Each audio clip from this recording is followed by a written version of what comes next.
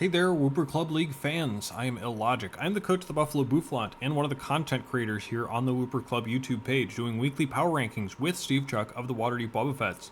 Last time we went over the playoffs run up to the finals of Season 18, and this time, as you've probably guessed, we're going to go over the finals themselves. As Steve and I are the two finalists, yet again, sorry about that, I thought it might be interesting or beneficial for a lot of people to take a look at some of the aspects of the matchup that I looked at in preparation for the finals myself, especially in relation to this being a second matchup. We'll go over that in a little bit, but first, let's take a look at each of our teams going into the finals. Neither of us made any Mon transactions all season, and I made one Terra Captain change, so it's almost the same as our first matchup against each other. I'll go over the Mons in speed order, since that's usually how I end up ordering everything when I prep for matches.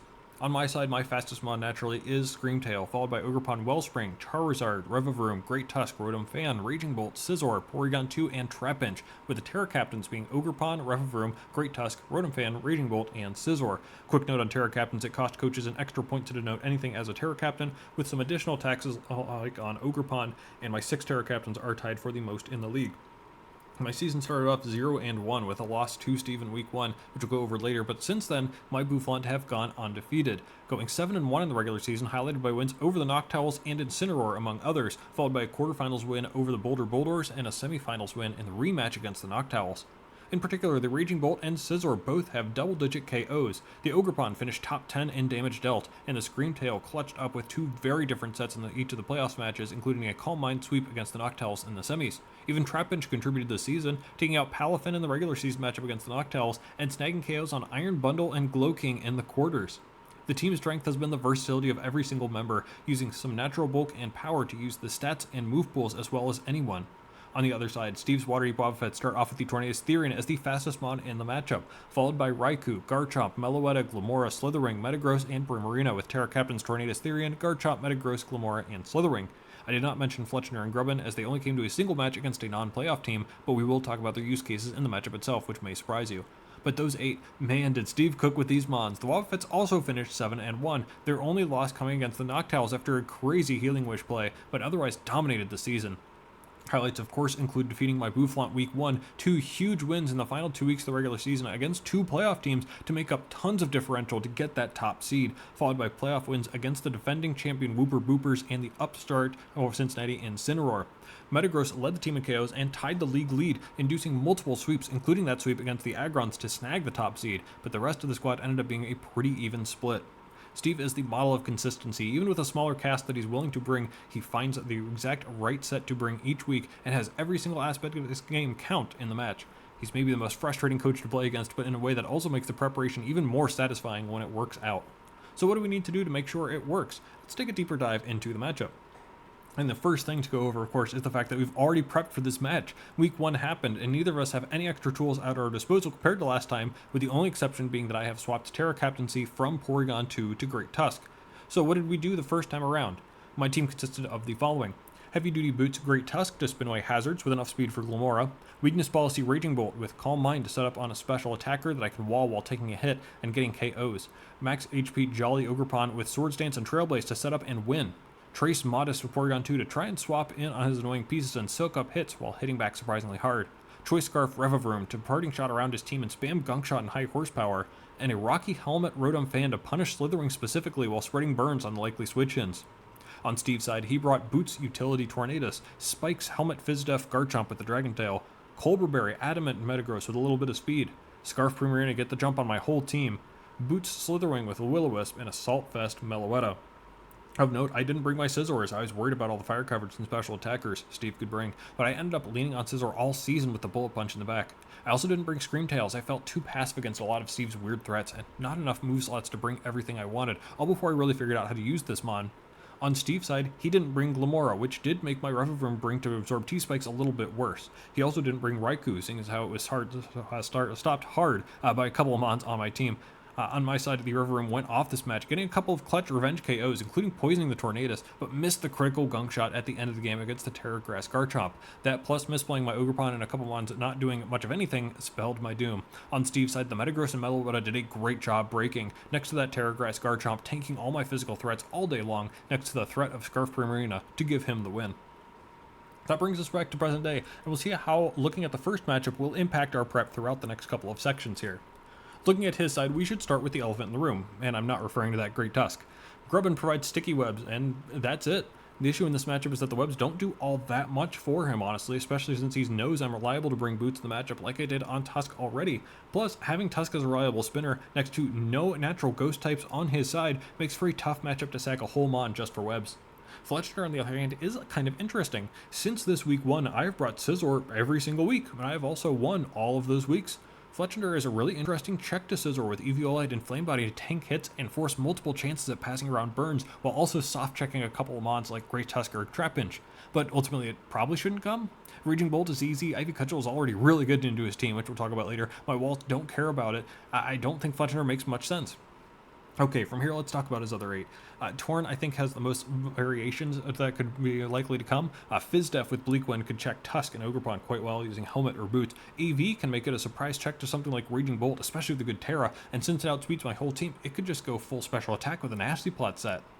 Raikou makes sense as a Spadef set, meaning I would expect either Assault Vest or a Calm Mind setup. I like the latter if he's trying to cook Great Tusk with a Scald, but if he's worried about how Raging Bolt resists everything he's got, it's possible he just commits to clicking Volt Switch, so maybe a Spec set could work too. Moving on to Garchomp, a Scale Shot setup set seems possible, but I think it's more likely to me that he just goes back to the Fizdef set from before. Look at how well it went last time.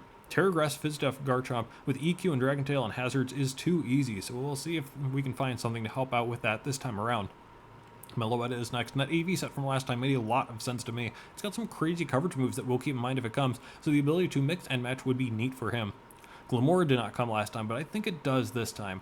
This is part of that interesting back and forth that the rematch has. Bringing Revavroom did not pay off in being able to absorb T-Spikes, but not bringing Scizor was a positive aspect, as that was a mon that Scizor would have dominated that I did not need to bring. This time, Steve probably shouldn't be expecting me to bring Revavroom yet again, and if it does, he should be expecting the Scarf, which makes T-Spikes way better. That said, I don't think a Hazard stack set will be the sauce, especially with Garchomp already being able to fill that role so well, so instead I think this is probably going to be part of a special offensive assault against my team, probably with a Meteor Beam set, or maybe something weird like AV. Modest coverage moves against my team can smoke me, so I'm going to expect that. Similarly, Slitherwing makes sense as the physical offense against my team. The bug-fighting fire coverage is pretty solid against me, especially if Steve's going in on me not bringing Charizard. Plus the priority first impression and potential for Willow and the stab U-turn are all crazy. Not to mention the possibility of Morning Sun for recovery too. A Choice Band is interesting. I think AV is another interesting option too, as well as maybe another boosting item. In our first matchup, I didn't think he'd bring Metagross for some reason, but we should be ready this time for the big physical offense. Maybe a Choice Band or another Colbur Berry. And finally, Primarina. Man, I do not have great options for the damage output coming out from Primarina. Another AV candidate, but I think physical defense is pretty interesting for it too, as well as the choice specs. Obviously, Steve cannot bring all 8 of these, but I need to be prepared for all of them, and that's not even mentioning the possibility of Terras and Terra Blasts, though I suspect he needs some water resists on those Terra options. Okay, next let's go for the Pokemon I chose not to bring and why. Trapinch is a pretty interesting option, actually. It can trap Raikou and Glimmora, KOing them with ease with EQ and even blocking Volt Switch from the former. The issue is, of course, how do I get in? Especially with all the hazards I expect to see from Garchomp and Glimmora, I can't rely on Sash, and First Impression is not good damage into this matchup. With several other mons that can come in and set up afterwards, I don't think I can bring Trapinch. Next, let's talk about Revavroom. Okay, it's my T-Spikes absorber. It was my MVP in our first matchup, despite missing that final gunk shot, and I don't think it could come without a Scarf, and I think that's a little too predictable. Part of the idea was the ability to parting shot around Steve's team, but Metagross being an easy switch and makes that way more difficult thanks to Clear Body blocking that. The ground weakness, while being naturally outsped by Garchomp, is perilous, even if I don't think he'll invest in speed. The coverage is lackluster. The Spadef is heavily lacking against a high special attack team. Do I want to invest Terra into this? And remove the poison typing, the reason for it to come? Unfortunately, I had to bench the car. Next up, Charizard. I admit I was very impressed by Charizard this season. For a low-tier fire type, it looked pretty viable more often than I thought it would. Even here, how do we feel about those strong fire blasts? Well, the issue is the amount of AVs that seem pretty solid here, not to mention the natural special bulk on Primarina and Meloetta, as well as needing ground coverage for Glimmora. I don't think it can do quite enough compared to everything else. And finally, like Revavroom, Porygon 2 will be missing out on the rematch. I really like everything it has to offer in the matchup. The Tri-Attack seems quite spammable. It can come in easily on Garchomp to get a download boost, or run Trace to get things like Regenerator or Serene Grace. But there are a few too many factors going against it here too. The Meloetta that stopped it in our first matchup shows Steve a formula of what AV can do for him. I can't rely on, say, Tri-Attack statuses to carry me. Slitherwing's CC is tough too, plus a few potential knockoff users, though my team is overall well equipped for knock spam. But the real kicker, I think that ultimately led me to leave Porygon 2 behind, is my insistence that Glimmora is coming. Those T-spikes are a pain, but I don't think I can afford to bring my game plan to a standstill to spin those away, so I need to be able to play under those T-spikes. Porygon 2 needs to run Eviolite for that bulk instead of lefties or something like Boots, so it's particularly susceptible to them, and that's a liability I don't need on my team going into finals. So here is the team I'm going to be bringing to the finals, the rematch against Steve's Waterdeep Wobbuffets. We're going to start off at the top with that great Tusk I've chosen, this time bringing a choice band set. It'd be easy to slap a pair of boots on Tusk as my dedicated spinner, or a booster energy to get that speedy threat in the back, but I was very impressed by the calcs I saw from the band. First time around, we did bring a boot set to spin and set up rocks, and now that I know T-Spike should be coming, that should be more obvious, both to me and to Steve. Compare that to the surprising power coming from Tusk though, and we can certainly take Steve by surprise, especially considering the conservative role here that Tusk has played for my team this season. You see, I've actually brought several different Tusk sets this season: Booster, Scarf, Bulk Up, Helmet, Koba Berry, but it seems as though all my attempts to break or set up with it have just fallen flat, and always ended up being a Mon at the end of the game in the back with the Booster Energy or Scarf, ensuring I get the jump on something I needed to outspeed at the end to win. And because my opponent knows this, we both play in such a way that Tusk hasn't come out all that often to get KOs at all. What I'm saying is we haven't really seen what Tusk is capable of offensively this season all that much. Well, with an Adamant Nature and a Choice Band, I'm hoping we can finally find out. The strangest part of the set is probably the close combat. Why? Well, despite it being a stab move, it's the best move against nothing on Steve's team. He has no fighting weaknesses. Despite this, what wants to switch in on it? Tanky Garchomp takes over half. Max HP Primarina takes over half. Max HP Slitherwing takes over half. Max HP Tornadus takes over half. Yeah, it's going to take a dedicated tank to withstand the onslaught, and even then, I should be able to quickly and easily discover what Steve's answer is to it. And I say answer singularly because I doubt he'll have enough to withstand the assault, especially when Terras are likely to be dedicated to patching up that water weakness of his instead of, say, putting a Ghost type on his team to block CC or Rapid Spin. The rest of the set should be evident. Ice Spinner for Garchomp and Torn, Headlong Rush once Torn is down, play rough as a super effective option for Slithering. Once one or two mons go down, one of these other moves could become free to click, and that's when Great Tusk could go off. We've got enough speed for modest Glimmora, and we'll go over speed tiers maybe in a little bit here. And finally, the Terra choice this time is Terra Dragon. This gives us an option to resist water moves from Raikou and maybe a choice select Primarina, while still resisting Raikou's T-Bolt. It's also neutral to Torrent's flying moves, Metagross and Meloetta psychic moves, and resists Glimmora's Energy Ball. Doesn't change the Fairy or Ice matchups, but it should help drive Steve towards showing us those moves in a way. Cope or not, let's move on to our other Fairy weakness here, and that is Raging Bolt. Last time I went greedy with a weakness policy, but this time we're rocking some boots. If I don't have Rapid Spin on Tusk, I want to give Raging Bolt the option to outlast or sit on something like Raikou or Tornadus, so boots will help keep Bolt away from the T-Spikes. Raging Bolt is so interesting in the matchup with Electric and Dragon coverage, plus Terra Blast with Grass as an option, so Bolt has super effective stabs into both Primarina and Garchomp. But Primarina and Garchomp also have super effective stabs into Raging Bolt. Not only that, they are immune to Bolt's other stab that they aren't weak to. What a guessing game we have, and that's actually a big reason why I have Terra Blast. Yeah, Grass is a great option into both of them, but even without clicking Terra, we've got a nice neutral option into both and others. Yeah, it's just an 80 base power normal move, but with modest max special attack, we have so much damage output potential. We've got a bit of speed, which again we're going to talk about maybe in a little bit here, and Grasp defensively is a decent option to resist ground and get neutral against Fairy and Dragon while still resisting Raikou's electric moves. Next up, it's the Mon with the best looking matchup in the finals, Ogerpon Wellspring, with another twist this time. In the first matchup, Ogerpon was a setup sweeper with Swords Dance and Trailblaze, but we're doing something different here. I've brought a Jolly Ogerpon all 9 times it's come this season, and a Jolly Nature here would make sense to guaranteed outspeed the Garchomp among others. But hear me out. All I'm here to do is click Ivy Cudgel, which combined with Banded Tusk should break down Steve's defensive core easily, and that physical defensive core would most certainly start with Garchomp. If it's got physical defense, though, it's not going to be invested in speed. It's going to be physically bulky, and if I want to do as much damage as possible to it, I'm going to need to be as strong as possible. Dragon Tail is a real option for Garchomp, as is Terra Grass, meaning I don't want to be caught in between setup and hitting it with a resist. But really, if I can just chip Garchomp enough, that's good by me. Otherwise, Ivy Cudgel is hitting everything super hard, even Primarina, though if it's physically bulky, it won't do too much. But even then, if it's bulky, that's a good thing, because then it won't be special attack invested. So, you see, the same is true for several other Mons on the team. Great Tusk doesn't outspeed timid Glimmora, or most Garchomps. But if Glimmora needs to be modest for damage, or Garchomp needs to be tanky, then yeah, Great Tusk does actually outspeed them. while maximizing the damage output. There are a few instances where Steve's speed crept me. Metagross outspeeding Raging Bolt in the first matchup was a big deal, for example. With a bit of speed on Bolt, not caring about speed as much in favor of the damage output, maybe it's okay to go Adamant on Ogerpon, for example. Knockoff is great for something like Metagross or catching any switch-ins. U-Turn is awesome to catch Terra Grass options or something like a non-Garchomp physical tank. And Spiky Shield was a last-minute option to catch a first impression or maybe to scout out a Scarf. A Grass move didn't seem particularly necessary, honestly, compared to having some way to scout a little bit. Terra Water is obviously the only option, but it seems likely a candidate here for my Terra this week, considering the ability to make that Ivy Cudgel even stronger. But that's not the only option we have to increase a stab attack's firepower.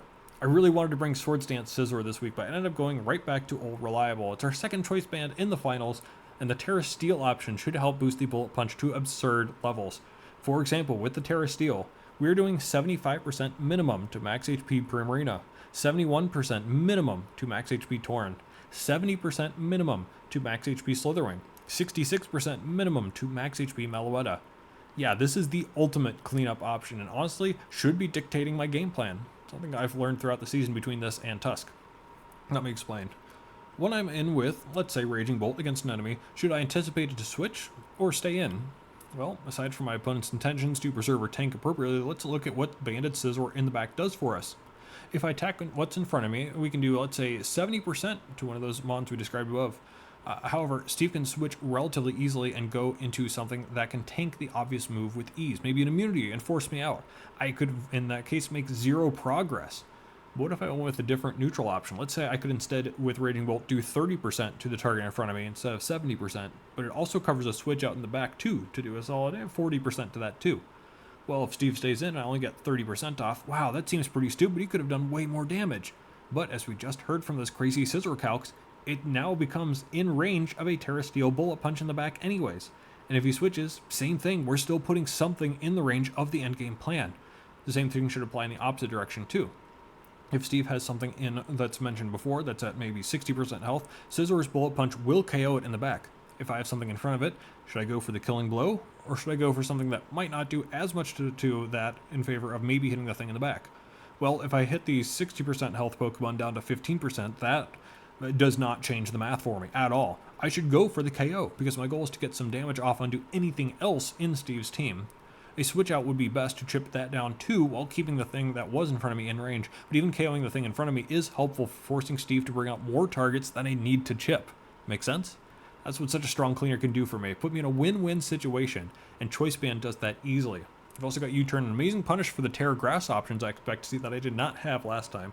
Knock as a neutral option if it makes sense, and Defog as a last-ditch effort to remove hazards if it looks like I need to clear the path for something else. Maybe there's something more useful, maybe there's some more Fizz-Def tanks, or I need to use Terra on something else. I really just expect to click Bullet Punch. Again, Sword Dance was a neat option, but I'm not sure when we'll even get the opportunity to get that. The issue with all these offensive threats is the inability to find a defensive pivot, and as I said before, Porygon 2 will not be the option for this week, so we've got Screamtail coming this time. The timid nature with max speed not necessarily max speed, but speed for max speed Garchomp is the only one we've got without an offensive nature, with max HP and some Fizz stuff to swap into Garchomp in particular as needed. Stealth Rock seemed pretty important in the matchup. A couple switch-ins could put things like Primarina or Slitherwing, as mentioned above, in range of Scizor, so that's a pretty important factor leading me to this mon, especially when I'm not seeing removal aside from Glimmora. T-Wave is a nice option too for Torn or Terra Garchomp in particular, and provides another way for me to outspeed threats even with offensive natures on my other teammates. I haven't brought Wish particularly often this season, but it's a neat way to help heal up teammates, give them a second lease on life, especially with T-Spikes in the field or after barely out-trading his threats and being assumed to be left as a sack. We'll try to time that up with when Screamtail is sentenced to go down as well. Psychic is the singular attacking move. It's something to actually hit threats like Slitherwing and Glimmora super effectively while hitting most other things like Garchomp or Raikou neutrally, especially like Glimmora as an option to stop that thing from going out of control while avoiding contact from Scizor or Ogerpon, which would set up T-Spikes. It's a solid glue piece. That's what it was drafted to be. Should be putting in some work. And finally, to replace my Scarf Revavroom from last time, I'm bringing the Steve Classic. It's really a match against Steve if I don't have a Scarf Rotom with Terra Blast for something. This is a neat emergency button to hit on the Torn T or Primarina with electric moves while resisting Bullet Punch and First Impression from his priority options, and a Terra Blast Ground is a way to hit Raikou or Glimmora super hard. Air Slash hits Slithering, of course, and Trick is my ace in the whole option. Nasty Plot Torn is at full health. Tear it into something. I can't deal with it easily, and you can use a couple of different moves to destroy my whole team. Well, have a choice scarf. Locked into Bleak Wind, I can work with that. Terra Steel Scissor, perhaps. Locked into Heatwave, that's cool. Maybe Terra Water Ogerpon is going to be the answer now. Terra Ground to avoid T-Wave from Screamtail. Cool, Rotom checks it. I mentioned the Calm Mind Raikou as well. Same thing there, especially since it's probably electric and water covered, meaning I could suddenly make Great Tusk or Ogerpon a 100% check by suddenly limiting his options. That trick could be key in the endgame, or for setting up the endgame, and I'm a big fan of having that in my back pocket, even if it means not having boots on this flying type. We can also rock a Modest Nature to make Volt Switch and Terra Blast in particular hit a bit harder, which is pretty great. So that was a lot to go over, but I hope you got a bit of insight into the kinds of things that I look for in team building, especially for this finals match. Let's finally head over to the finals match, see if anything we prepped for will come into play. The two mons that are missing from Steve's finals team are the Raikou, which didn't show up in the first matchup either, and Primarina, who was a Scarf option in the first matchup. That makes enough sense, I suppose. It seems to be similar to me and my Rev-Room. But what are the implications? I'm glad I didn't bring that grass coverage on Ogerpon. Knockoff should be plenty, I think. And I see that Raging Bolt isn't as needed for checking either option either, just a good option for Torn T. Rotom's Terra isn't quite as needed, and the electric move isn't as needed for Prim, of course. Terra Dragon on Great Tusk, not looking as good now. Neither is the Terra Grass on Raging Bolt, though. That's pretty tough. Looks like we're going to be using probably the Terra on Ogerpon or Scizor as expected. Nothing wrong with that, with how good those two look in the overall matchup here. Meanwhile, for him, it's a bunch of Grass Terras. Garchomp, Metagross, and Glimmora are all going to be Terra Grass options. Slitherwing is Bug. That's definitely got first impression. Got to be powering that up. And finally, Tornadus is Ground. That is a problem since it'll be immune to T-Wave if it does do that. If I had to guess, the Terra is probably going to go to either Garchomp like last time or to that Terra Ground Tornadus. I'll have to keep that in mind. Maybe even the Glimmora, depending on how that goes. Okay, lead time. This is something that's always been super tough for me to figure out, honestly. I could see him leading off with the Glimmora for some hazards, or the Metagross for some hazards. Well, I just went over how Raging Bolt isn't going to be quite as good for a bunch of different reasons. Plus, with the Terra Ground on Torn, I can anticipate he'll have a Terra Blast to be able to hit me harder than, say, Icy Wind was. I'm already pretty slow compared to a lot of his team, too. Sure, we'll start off with the Raging Bolt, which should be a pretty good matchup and do just about anything that would be reasonable to see him start off with. So good luck and have fun to Steve. It is the Glimmora that he's leading with. Okay, well, that makes a lot of sense. As I said in the preview, I'm anticipating a Meteor Beam set. Looks like we should be able to survive one. Maybe I should have actually put some more EVs in to guaranteed survive that. Even then, we don't survive Specs Earth Power anyways, so I guess I'm at risk no matter what if I stay in anyways. But if not this, then what is my switch in? That Meteor Beam. Oh boy, that's going to do a ton of damage to basically everything except for the Tuskens. I don't know if I want to risk that. If it's Steve's lead too, this could also very easily have a Focus Sash instead of being the Meteor Beam set, which would make it even worse if I were to switch around on that. If that's the case, well, I guess I risk it. There's Meteor Beam. Okay, the calc says 18.8% chance to OHKO if it's modest. Let's see. Live on 5%, splendid, and Volt Switch does half. I do go out into the Ogerpon Wellspring here as a free water tag, but looking back, I wonder if Screamtail was the call to threaten the KO without putting up T-Spikes from the physical move. But then it may have been easy for it to come in again later because something had come in on the Screamtail. Maybe it wouldn't have KO'd because it looked like maybe a low roll. Maybe Steve has some investment. Maybe Steve could have just swapped into something to punish me. Yeah, it's fine. Ivy Cudgel will go. Brrr. As I said on the outset, Volt Switch was an easy middle ground attack to chip Glimmora, and Ivy Cudgel will KO the thing in front of me. Up 6-5, but Steve does have set down a layer of T-Spikes. Slitherwing is in. I told you this thing was going to come in and have first impression. I told you it was a good idea to put Spiky Shield on here. I told you. Okay, well, he was scouting. Yeah, that's fair. Last game, again, Rotom Fan was my Slitherwing check too, so Garchomp probably a decent answer to that aside from the Willow, while also scouting if it'll be a good check to Ogerpon in the future, and maybe even forcing the Ogerpon out to come in on T-Spike sooner rather than later before it can dish out any more Ivy Cudgels. Yeah, that makes enough sense. Okay, Garchomp. As I said, I want to just do damage. I want to do something that will reliably do that damage that I want to do. I assume this is physical defensive, and if so, we outspeed, and we do hit super hard with Ivy Cudgel, unless it goes Terra Grass. Again, I don't really know if he has great answers to the water attack unless he Terras, so it would make sense for him to Terra Grass now. He could be looking out for U-turn, but that'd be so much recoil, especially since it could be Helmet. Knockoff is the in-between option, I think. It should prevent future helmet chip, if that's the option again, or maybe it's a loaded dice and it could be offensive, and getting that knocked off, that'd be pretty nice too, you know? It could just be Dragon Tail anyways if he's defensive and wants to try to get me poisoned by the T-spikes. Okay, let's just do it. Let's see if he wants to Terra. He doesn't. We go first. Knockoff gets a lucky crit, does remove the Rocky helmet, as he is going to get up rocks. Those hazards are stacking up a bit, but it's not too terrible compared to the progress I'm making towards my own win con. We've confirmed that this is a Fizz Def set, near max according to yet another low roll, and a chip onto this is so important if that's the case. It's really this and Torn, it looks like, that can win the game for him. From what I can tell, getting some chip and getting the item off is big. I'm aware as to how good Ivy Cudgel is in the matchup, but it might actually be more important to just get damage off into Garchomp to bring it into bullet punch range. It is a little difficult seeing this go down in health even a little bit more at a time, knowing that it becomes more difficult to become a potential check to Tornadus with a Terra option. But at this point, I'd love to try and force this into going Terra by threatening the Ivy Cudgel again. Maybe something else goes Grass, but opening up Rotom is fine by me, even with the Stealth Rock up limiting the switch-ins. I guess what I'm saying is, by going for Ivy Cudgel, what's the worst case scenario? Either I get Garchomp into bullet punch range, or I get the defensive Terra out, and I can still KO Garchomp with any of my other bonds, potentially, or a follow-up U-turn. Ivy Cudgel it is. I'm just going to go for it. Still no Terra. Another crit, though at least I have a high crit chance of this one, leaving on 6%, and there's the Dragon Tail, I thought so. And that's into Great Tusk. Well, this is going to be a miss from me. That's for sure. Being able to Rapid Spin this turn would have been incredible, but I went with 4 other options on my moveset because I didn't think I'd find the chance to do so. So, well, my bad, I guess. I could easily KO Garchomp now, of course, but Rough Skin Chip, another round of poison. I'm kind of not a fan of that, honestly. Elf Steve's probably just looking to sack off Trump at this point. Not going to be Terra option, I believe, with it so low. So, how can I best take advantage of this?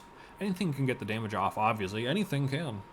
But most Mons will take some chip. So, actually, I can think of one Mon that could put in some surprising work here.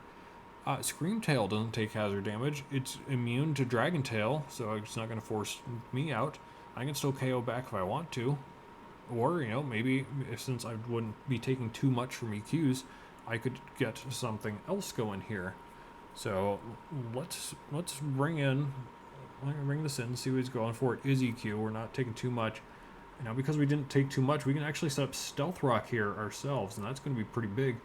That does mean that if Garchomp switches out, it looks like it's probably in range to just get KO'd by the rocks, which also still forces it to stay in. Plus, it's going to want to stay in if it wants to get chip damage on Sandtomb.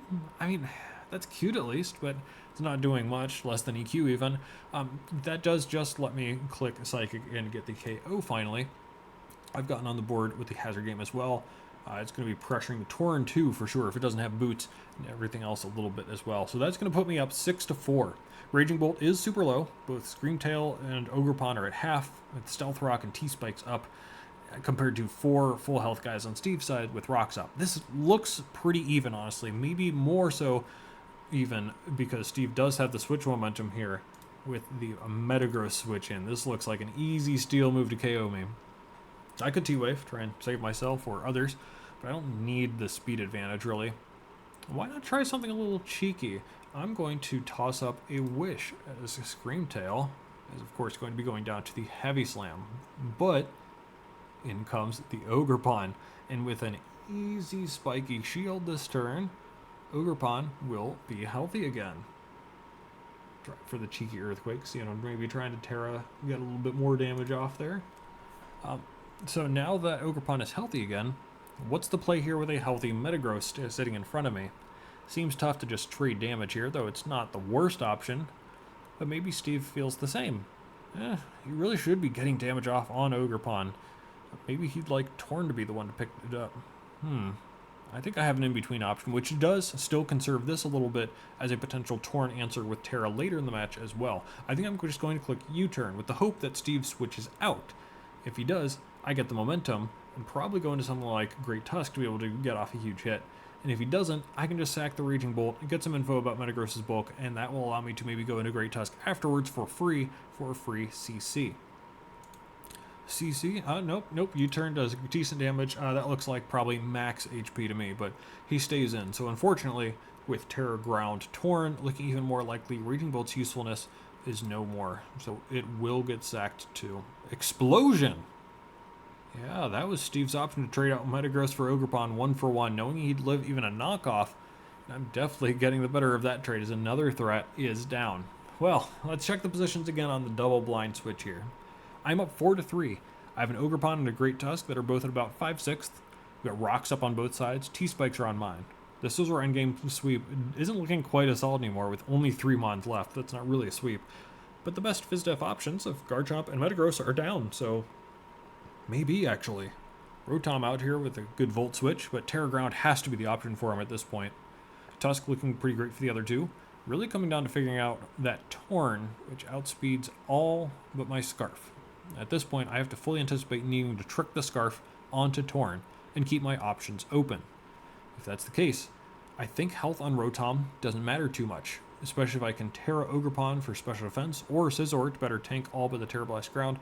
It's just the trick that's needed. In that case, I think that's actually a pretty safe option to come out here. And it's going to pay off as Slithering comes in. Air Slash is incredibly obvious, but Volt Switch is neat too as an easy way to get into Tusk. And of course, as soon as I clicked it, I knew he'd switch, but at least getting additional Rock Chip onto things as Steve swaps into Meloetta to take nothing from Air Slash. It's a weird calc. It might be Max Spadef or it might be Assault Vest with some HP. Steve's been crafty with this mon, though I know he's loved the Spadef aspect of Meloetta.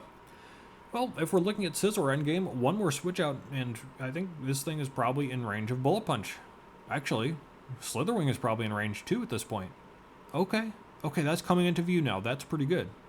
Okay, a new plan is coming into mind. Ogerpon is definitely the best against this thing, so my best chance to get off another Ivy Cudgel. It could U-turn out, which would not be a good thing since I'd have Meloetta swap back in on rocks again. But, I mean, it's not KOing Ogerpon in one hit with those EVs. I should be easily outspeeding back, and that would be a free Ivy Cudgel. So, let's do it. I'm going to go into Ogerpon.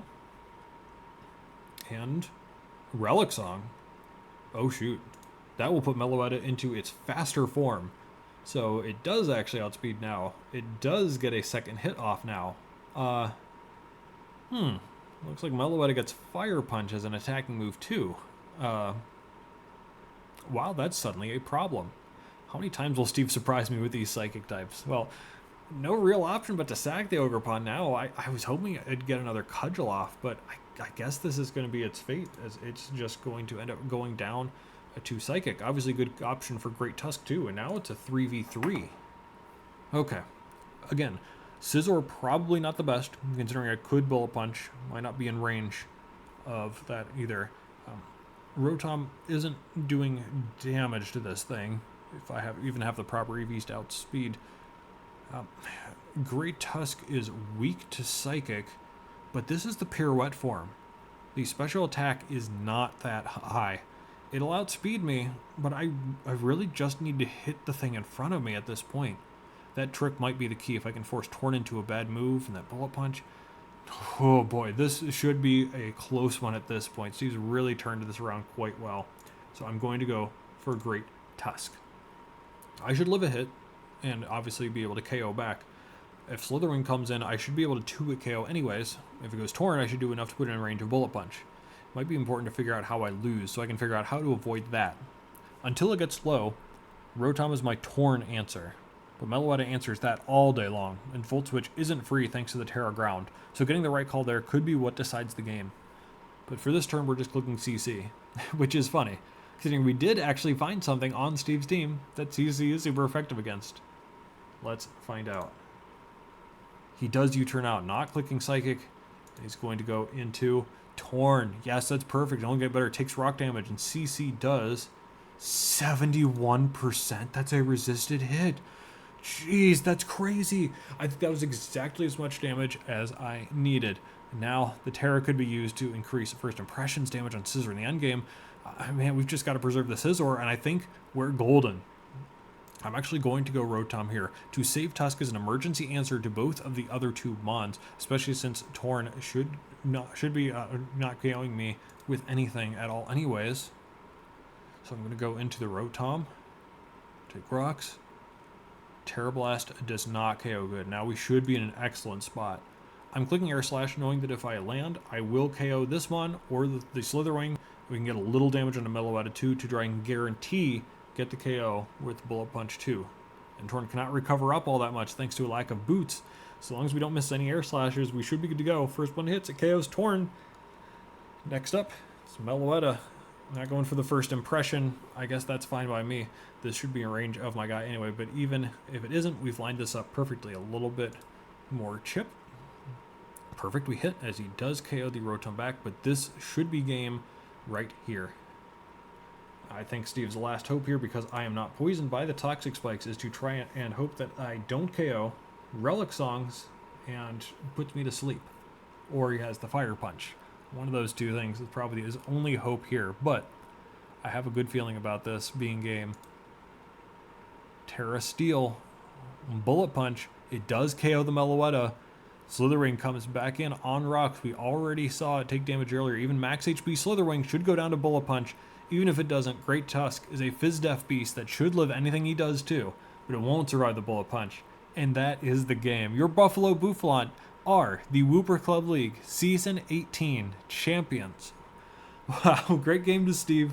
Well played as always, brother. Feels like every one of our matches is a 1-0 or 2-0. It's insane. That's the game. Minimal hacks, a couple of crits from the Ogre Pond. Those feel pretty inconsequential, as do the couple of low rolls we identified in there. Probably a couple more we could talk about potentially too, but we got a lot of calls right in the prep that we outlined for you all here. And that's going to wrap up Season 18. No real regrets for me, except maybe playing Week 1 a little better. A win there could have given me a perfect season. The top 3 in the league proved their merit again. Wonder if that'll continue. Well, worry not. I took so long to release this video that we've actually already started Season 19. Week 1 coverage is coming your way soon. Check out our weekly coverage of an experimental season that cannot be contained by a single draft. Coming back to check out the rest of the Wooper Club League. Give us your feedback. Let me know if you liked seeing this behind-the-scenes look at a Champions Finals prep. And we'll see you in Season 19 of the Wooper Club League.